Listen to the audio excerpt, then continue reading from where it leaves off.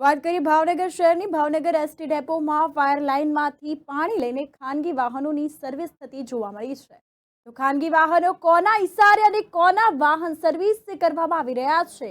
એક બાજુ ભાવનગરમાં લોકોને પાણીની તકલીફ પડી રહી છે, જ્યારે બીજી બાજુ એસટી ડેપોમાં પાણીના રીલમછેલ રસ્તા પર ખાનગી વાહન સર્વિસ કરવામાં આવી રહ્યા છે।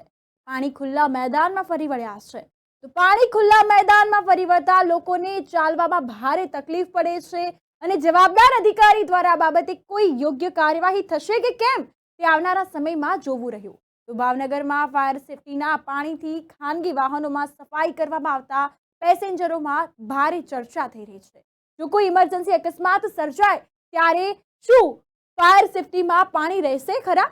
અનેક સવાલો આ બાબતે ઊભા થયા છે। ભાવનગરમાં એસટી તંત્રમાં આવી અનેક લાપરવાહીના કારણે લોકો ખૂબ જ મુશ્કેલી વેઠી રહ્યા છે અને ભારે હાલાકીનો સામનો કરી રહ્યા છે।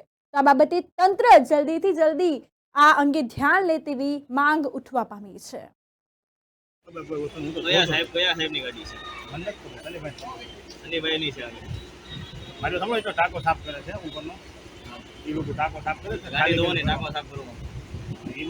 કેટલી ગાડી ધોઈ ભાઈ અત્યારે? આ પેલા બીજી ધોવાણી છે વિડીયો મારી પાસે।